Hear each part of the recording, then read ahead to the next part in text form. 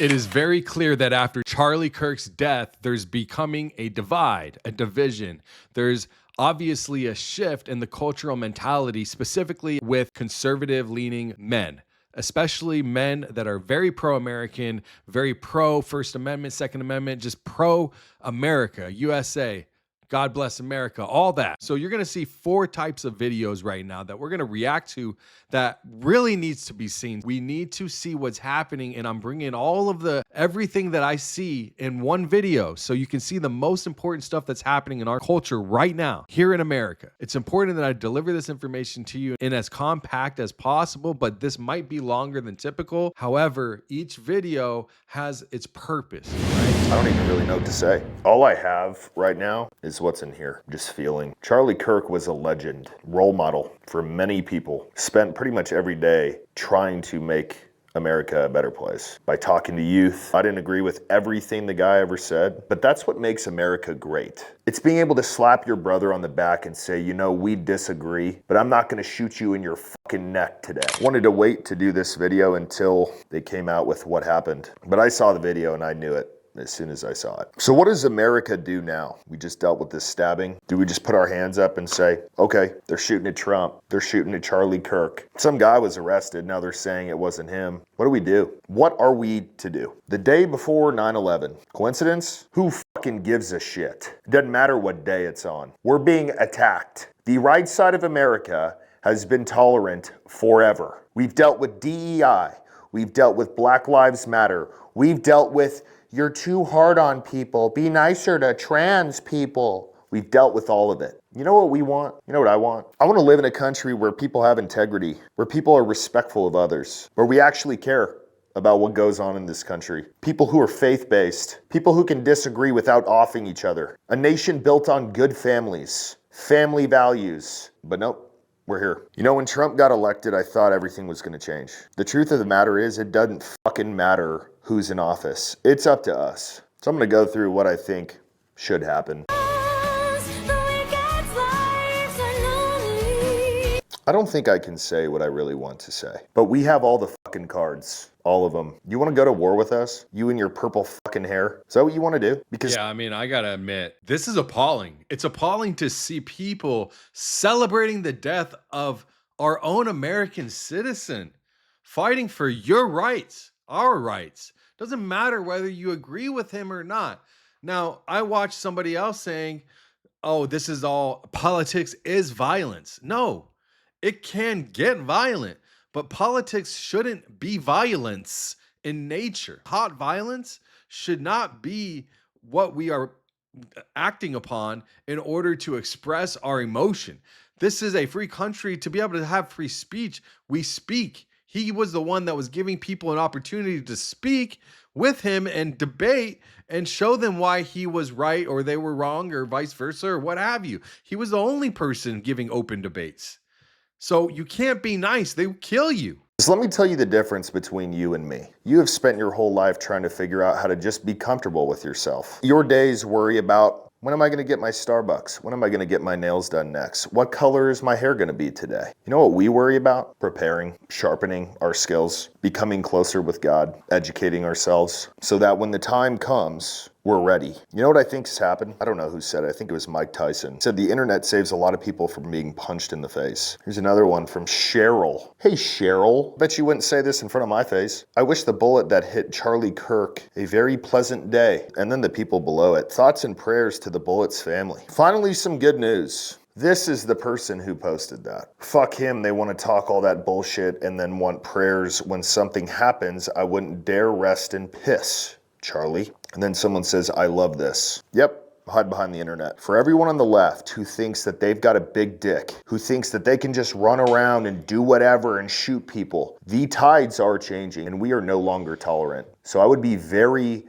very careful what your next move is. Yeah, that hits home pretty hard. That's just the beginning. This is nothing. You're about to see Andy Frisella, which I've seen countless hours of his content. I love the way he speaks and I love what he speaks for and what he does. You're going to be blown away at the passion he puts behind it and actually what he's been saying for years coming true. And now he's pissed. Let's see what he's got to say. Believe me now? Do you believe me now? After sitting here watching these people celebrate this man's death, do you finally believe me that these people will kill you if they get power again?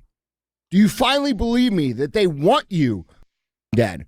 These are the disgusting, immoral, weak, cowardly, ineffective, soy milk pieces of shit that have no capacity for safety on themselves or taking care of themselves. They're not equipped for violence. And because we continue to tolerate behavior that is unacceptable to us as a society, this is what happens. All of the silence, all of the times that you've tolerated, all of these things that you knew were wrong because you were convinced that tolerance is some sort of virtue. You were convinced that your own moral feelings of right and wrong were hate and bigotry.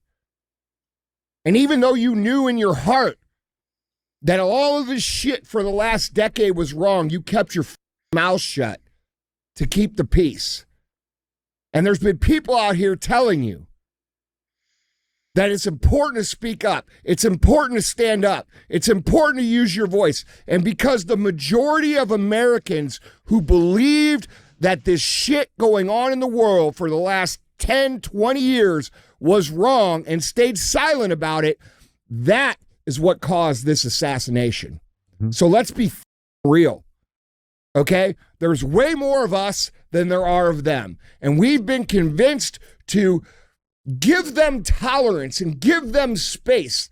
But the reality is they have no intention of giving us any tolerance or space back. And when you give tolerance to the wrong people, it's not noble. It's suicide. Just because you wouldn't do bad things to people doesn't mean other people won't do bad things to you. And we've had it too good for too long in this country. That's the truth. All right? Civilizations don't crumble because of strong enemies. They crumble because of weak citizens. They crumble because people are afraid to speak the truth. They crumble because people assign tolerance where it doesn't belong to appear noble. When you know that something's wrong and you tolerate it anyway, that's not nobility, that's cowardice. And our collective cowardice as people who know right and wrong is what causes this shit. And if you don't think that this wasn't an attack on free speech, you're insane. They're trying to tell every single person that if you speak out, we'll kill you. Mm-hmm. Charlie Kirk wasn't the most aggressive person. He was actually the only person that was willing to have open dialogue with the other side, and they killed him for it. They're not going to like what comes next. Because I'm going to tell you, bro, I'm done. I'm done tolerating any of this crazy shit.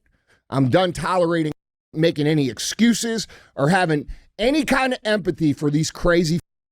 This is good versus evil, and we've known it for a long time. Our leaders know it. You know it. We all know it. And we've all stayed silent. And we've all tried to be good people. And we've all let the psychological warfare convince us that, you know, a little bit, that maybe we could be a little more tolerant. But the problem is they're not tolerant of us. And if you're that naive and that stupid to continue to give out tolerance to people because you have been convinced to feel bad or feel guilty, those people will kill you. And you don't understand. I've been saying this for years. I've caught so much heat for saying this over and over and over again. Do you think that these people can be reasoned with now? When you see them laugh their asses off about a man, and by the way, Charlie Kirk is not my cup of tea, bro. He never has been. He's far less aggressive than what I thought needed to be done. Okay? In my opinion, he watered down the aggressiveness and the level of urgency that needed to happen. But I admire the way that he did it. He led with Jesus. He led with God. He did not apologize for that. He allowed people to have a say back, which is more than what I would allow. Oh, for sure, bro. So I have to commend and respect him for that. Yeah. Okay? But here's the thing. You guys that listen to this show and your friends and your family and everybody who's reasonable needs to stand the f up and get loud. Because who believe that this was a great thing. And the reason they believe it was a great thing is because we've tolerated this insane shit for the last 10 years. This is not a few crazy people. This is a communist ideology that is repeating itself almost 80 years from the last time that it happened. And if you would have read the books that I've asked you to read, like The Fourth Turning or Rules for Radicals, you would be able to clearly see what was going on. But no, that's too much effort. No, it's too much effort to speak up and stand up. Man, I might get fired. Well, bro, you let them take control, they're going to put your family in a camp. They called the president candidate for the Democratic Party, stood in front of the country for a week before the election, calling everybody that wasn't going to vote for her a Nazi. We've had years and years and years of these Democrats calling for violence and celebrating violence and saying they're thinking about blowing up the White House and all this shit, bro. And what do? They blame it on the conservatives every time. There's not a single one of these instances that hasn't been perpetrated by one of these communist leftists. And we sit here and allow them to shake up the White House and all this shit, bro. And what do? They blame it on the conservatives every time. There's not a single one of these instances that hasn't been perpetrated by one of these communist leftists. And we sit here and allow them to shame us into silence, allow them to pretend that they have the moral high ground over us, to tell us that we're wrong for pointing out the obvious. Things like a man is a man and a woman as a woman, and we shouldn't be teaching our kids how dicks are sucked when they're 2 and 3 years old, or allowing our kids to become opposite sex when they're 5, or letting teachers groom children. All of this shit contributes to this. And because people are too weak to stand up and say, no, this is what we get. And bro, I'm pissed off. Never, ever, ever should ever anyone tolerate this crazy shit in front of their face ever again. These weak little pussy who never got their ass beat and got told they were special, they think they are immune. And they think they have a right and a justified right to commit violence and disrupt society. They don't. And it happens because you allow it to happen. He's clearly pissed, and rightfully so. Andy is he's a true G, bro. Like, this guy is a true patriot. And he speaks facts, and some people might not like what he says, but sometimes you need to hear harsh truth. You think you can reason with these people when they're celebrating a father's death, his brains coming out the side of his neck? You think you can convince those people to be decent? I read your one of your tweets. There's a few of them. They're pretty strong statements that you've made. One of them says it's not only Charlie, there is a list, they're coming for the rest of us. What do you mean by that? We no longer live in any kind of civilized political discourse. The left and the right are not arguing about interest rates or economic policy. This is a complete different worldview. These people lack spirits and souls, and they believe that anybody who disagrees with them or says a word counter to their narrative deserves a bullet in the neck. This is no longer political discourse. This is a divide which is much larger than most divides, which caused endless wars across the planet. And Charlie Kirk was killed for being the good guy, for being the nice guy. He hasn't been nearly as inflammatory as I have with many subjects. And they believe we deserve death, and they celebrate the death of Charlie Kirk in a disgusting, inhumane manner. Let's not forget, because it's easy to forget attempts. Not only did they try to kill Trump, but we forget it because they were unsuccessful. They tried to kill Nick Fuentes.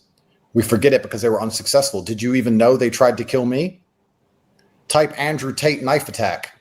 Last month, somebody put on a high-vis vest pretending to be a builder, trying to get access to my house with a blade. And when he was identified, started slashing randomly because he couldn't kill me. So I'm on a death list also. And the media is spinning and hyper-radicalizing low IQ people into attacking anybody who has a worldview that's different to theirs. The media is absolutely, completely complicit. And I would argue that very few people on the planet had larger voices for the masculine youth than Charlie Kirk. If you want to say some names which are possibly up there, it's myself and Nick, and we've already had attempts on our life. This is disgusting. And this is no longer a political divide. This is no longer about policy. This is about good and evil. This is about right and wrong. This is a war. This is almost an unfixable problem.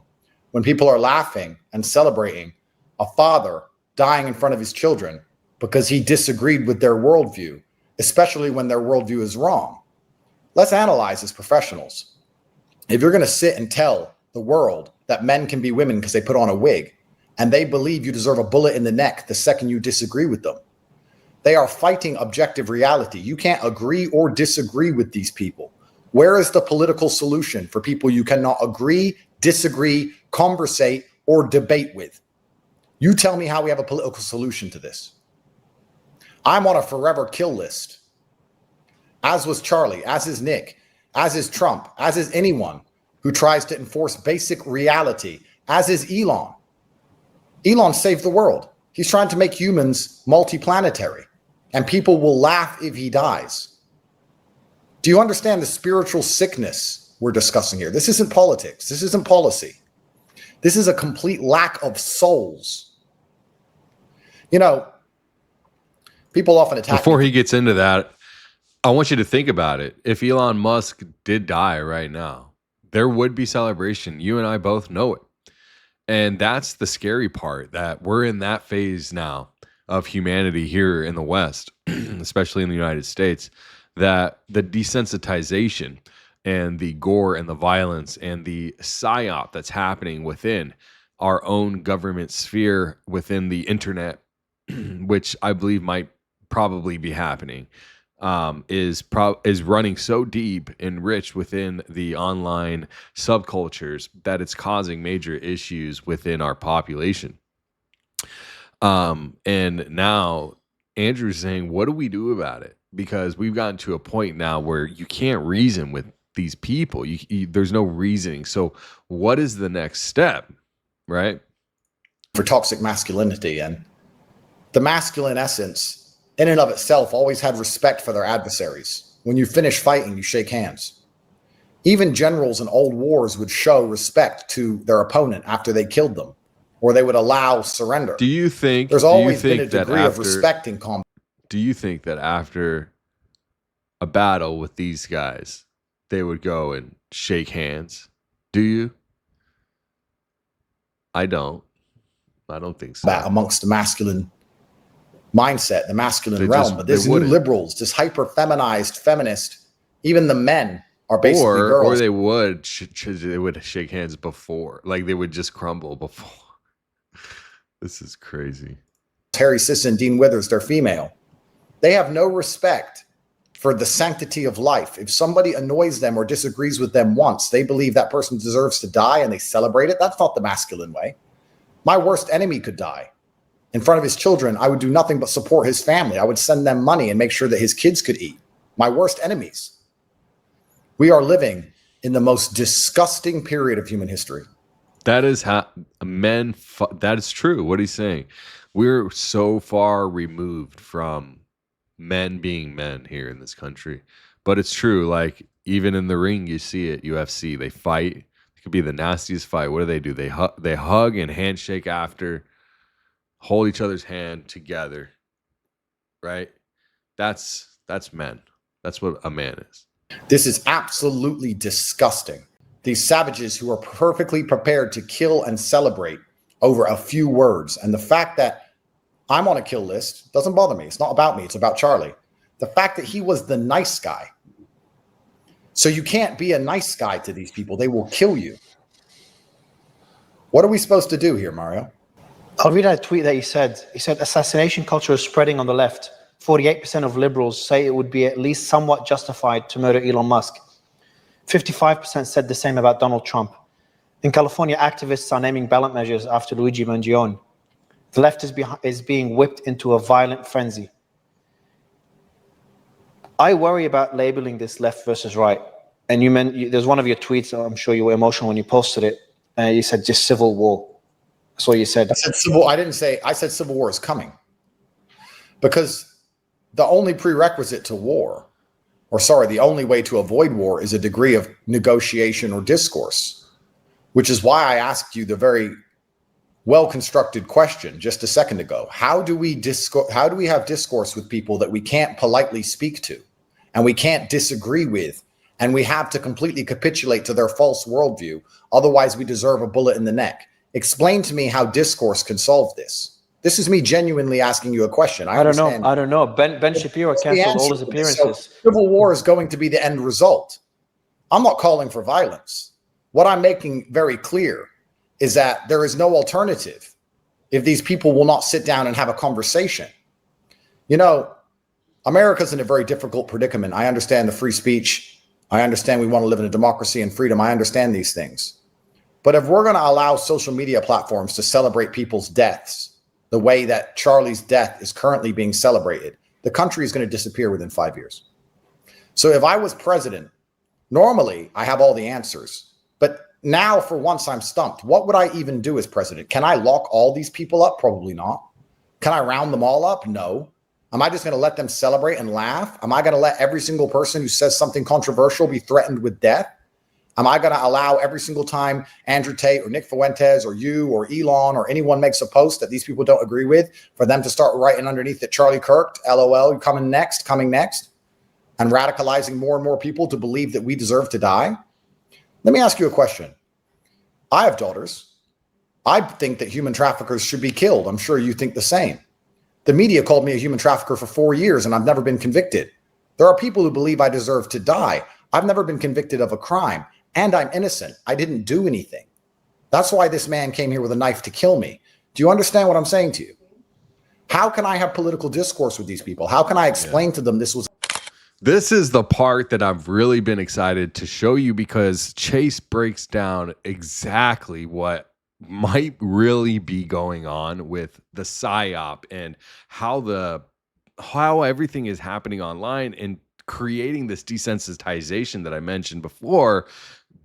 That's just, he's got to explain it for you to understand. So let's just go ahead and jump right into it, and throw your comments down below and let me know what you think about this.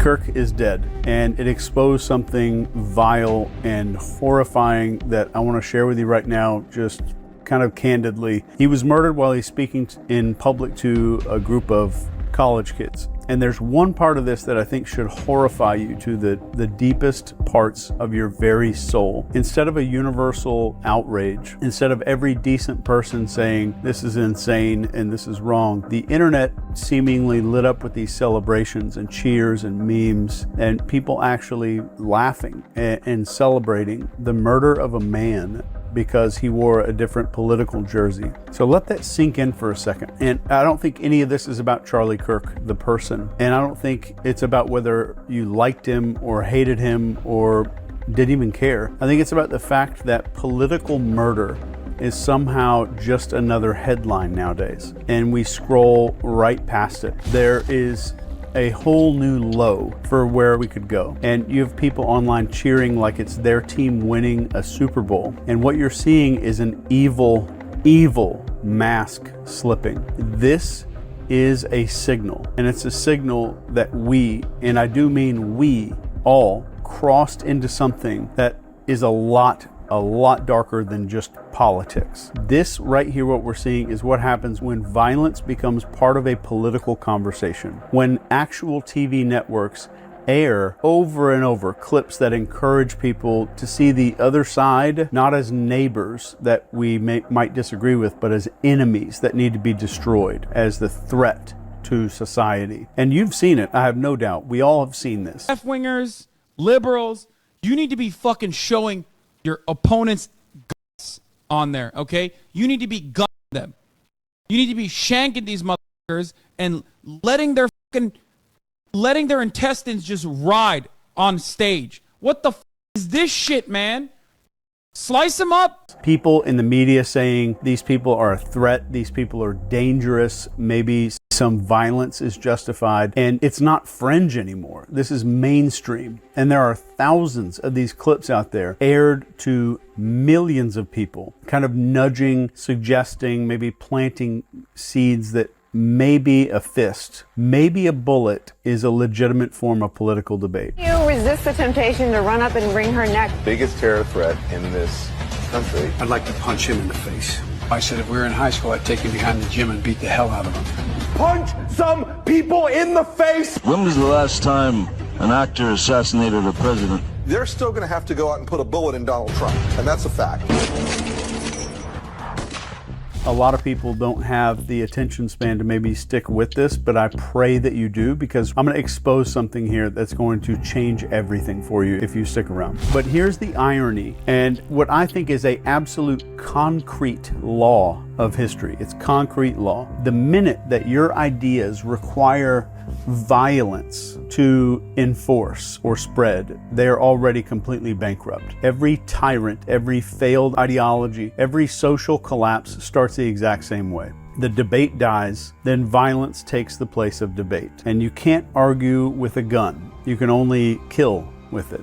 And when killing is the substitute for a conversation, society as a whole starts falling off a cliff. And we all, myself included, we all have been sold the biggest con of our entire life. And this is that the problem is left versus right, or Republicans versus Democrats. And that is the distraction fireworks show that they want us screaming about while they're doing something else. And this is a magician's trick, and I'm about to really show you what Charlie, God rest his soul, has kind of exposed here. If you turned on cable news today, you go in your living room, turn it on, maybe you scroll social media, what are you gonna see? The absolute fringe. They're gonna show you the loudest, dumbest, most cartoonish people from the other side blasted in your face 24/7. You're not being shown your neighbor or your coworker or the mom next door who votes differently. You're being shown a bunch of professional lunatics that are handpicked to make you think one thing. And the one big thing that they want you to think is, oh my God, these people are insane. They are the enemy. That's the reason that we're going downhill. And none of this is an accident. This is word for word textbook psychological operations. And military PsyOps manuals literally describe how you isolate a target audience, then you pump them full of a bunch of outrage, you create a tribal us versus them identity. This is straight out of a PsyOps textbook. So why would we want to do this? Or why would PsyOps want to do this? Because once you're locked into tribal thinking, you're going to swallow anything. You're going to believe any lie about the other side. You're going to cheer when other people suffer. You'll excuse things that you would never excuse in your own neighborhood if you watched it right in front of you and it was one of your neighbors. This is exactly the playbook on how you get otherwise decent, kind people laughing at a murder on the internet. That is how you radicalize a country without firing a shot. And let me tell you something that you're not supposed to think about right now.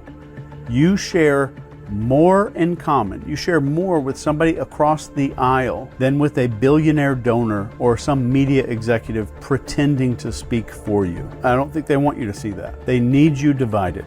They have to have you blind and full of rage, because a united, sane, connected public is the one thing that they actually fear. So how does a normal person, just a regular person, a guy who loves his kids, pays his bills, maybe argues politics at Thanksgiving, how does he turn into somebody who cheers at the assassination of a political opponent on the internet? This does not happen overnight. It is a formula, and I'm going to lay it out for you very plain right here.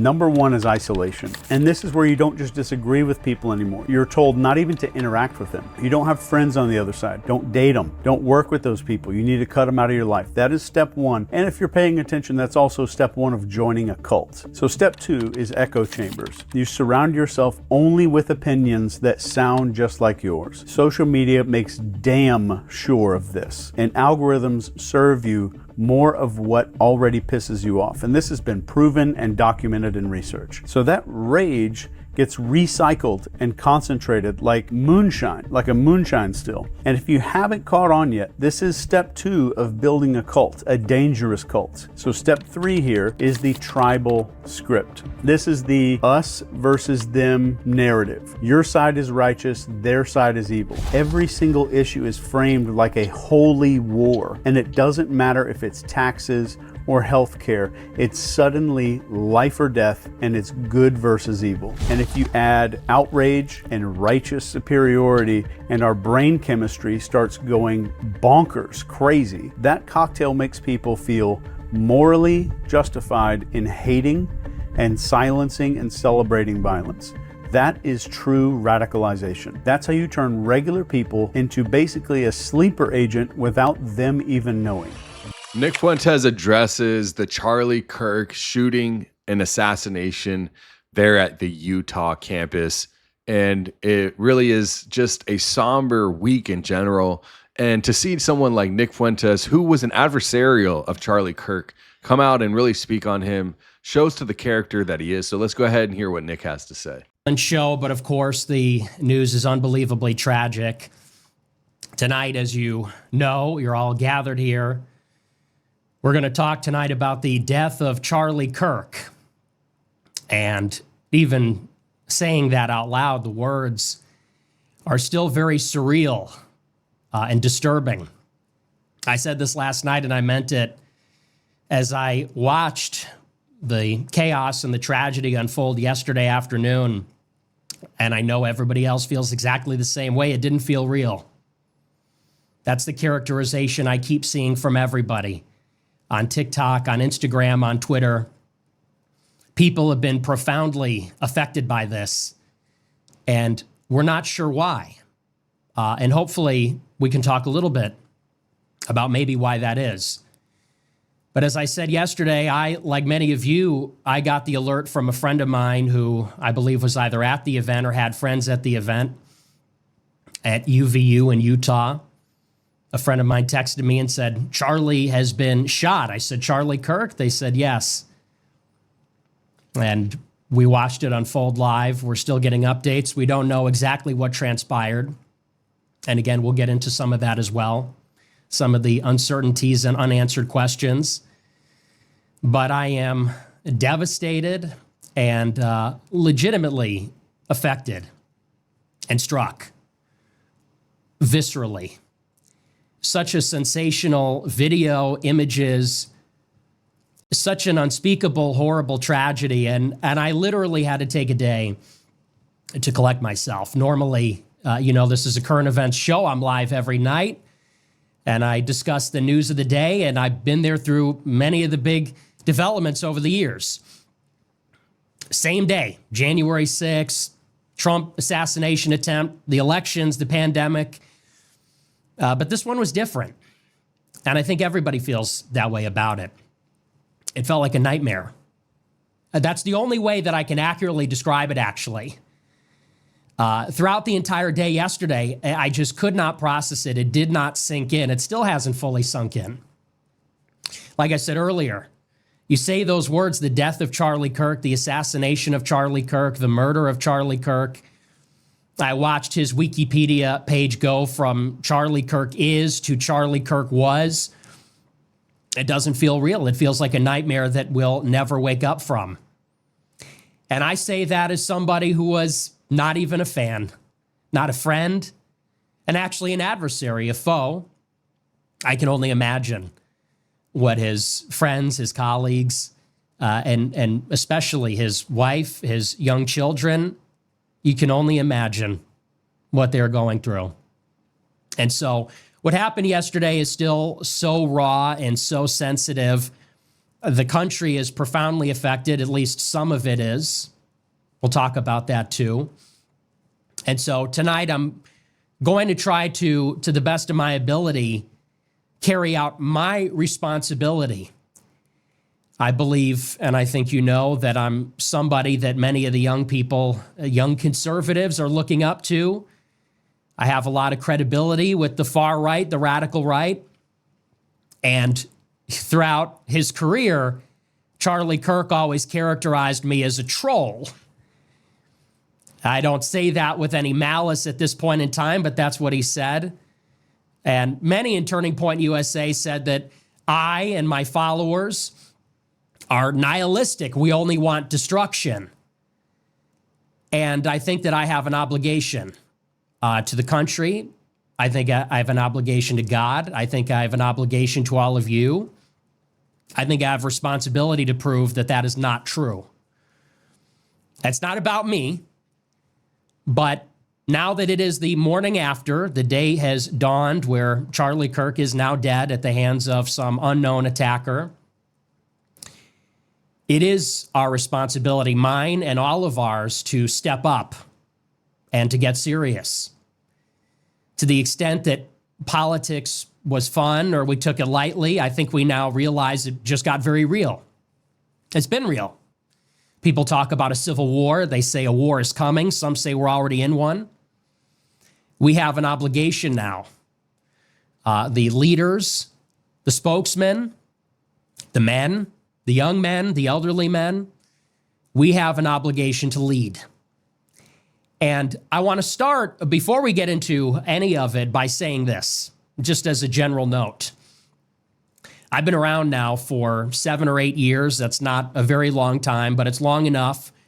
I've lived through a lot of these events, Charlottesville, January 6th, the Groyper War, many things.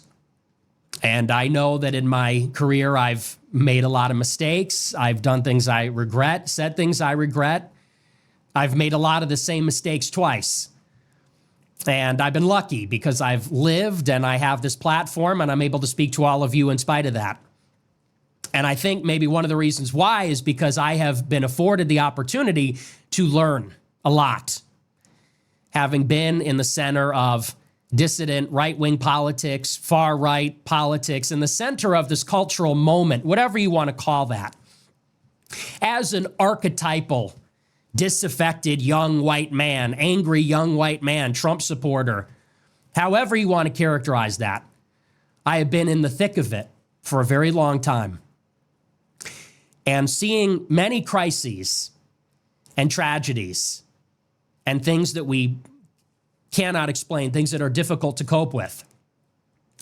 I will say first, as I said, as a general note, before we move on, it cannot be overstated how important it is in a time like this to put our intentions in alignment with the will of God. Everybody's very emotional. Everybody is whipped up, and rightfully so, justifiably so. People are furious. I don't know that the left fully understands that. I don't know that normies fully understand that. People are absolutely beside themselves. I've never seen the right wing more angry, more furious, and this has been building. Here we are today, the day after Charlie Kirk has been killed, but we're starting here in the middle of the story. It's been going on for over a decade, and these things compound over time, and they accumulate.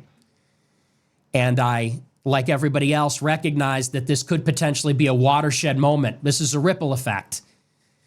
we may look back in time and see a chain reaction, an inexorable chain reaction that leads to nothing other than destruction, devastation, bloodshed, misery. I don't think it's crazy to say millions of dead bodies. You hear it there.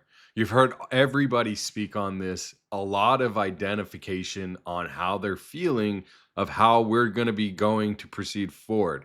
Now, there's a lot of call for violence. There's a call for we're done. We're not tolerating this anymore. And it's a lot of bipartisanship or left versus right. And this should not be the case. I believe that this was all done on intent.